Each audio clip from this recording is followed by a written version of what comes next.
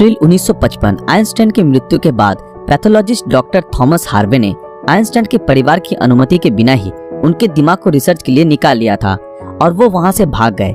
इस हरकत के लिए डॉक्टर हार्वे को नौकरी से निकाल दिया गया, लेकिन उन्होंने कहा कि ऐसा उन्होंने सिर्फ रिसर्च के लिए ही किया है और वो वादा करते हैं कि वो आइंस्टाइन के दिमाग पर रिसर्च जरूर करेंगे ताकि आने वाले समय में इससे साइंस और साइंटिस्ट दोनों को ही कुछ फायदा हो सके। लेकिन रिसर्च के लिए परमिशन न मिलने के कारण डॉक्टर हार्वे ने आइंस्टाइन के दिमाग को एक जार के अंदर बेसमेंट में कैद रखा।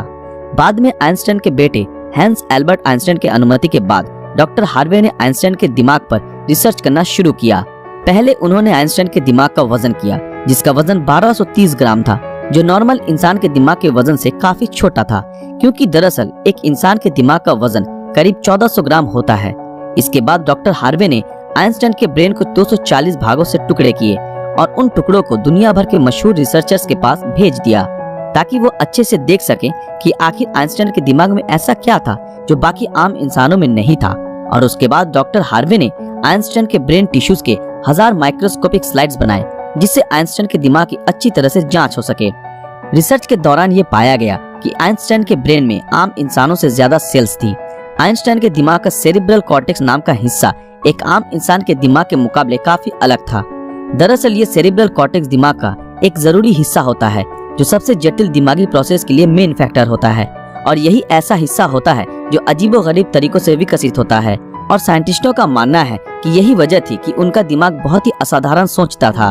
जब साइंटिस्टों ने आइंस्टाइन के ब्रेन को फर्दर एग्जामिन करना शुरू किया तो वो बिल्कुल हैरान रह गए कि उनके ब्रेन में रिंकल पैरिएटल ओपेरिकुलम मिसिंग है, जिसके कारण उनके ब्रेन की पैरिएटल लोब का साइज नॉर्मल ब्रेन से 20% ज्यादा बड़ा था। साइंटिस्टों का कहना है कि यही वजह है कि आइंस्टाइन की मैथमेटिकल स्किल और चीजों को इमेजिन करने की पावर नॉर्मल ब्रेन से ज्यादा थी, और उनके दिमाग में न्यूरॉन्स की डेंसिटी 17% ज्यादा थी, जिस वजह से आइंस्टाइन को ज्यादा ब्रेन पार्ट मिलती थी।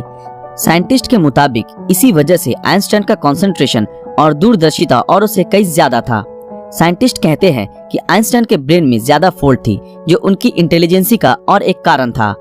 आइंस्टाइन का दिमाग 40 टुकड़े के रूप में अमेरिका के फिलाडेल्फिया शहर के मटर म्यूजियम में प्रिजर्व किया गया है।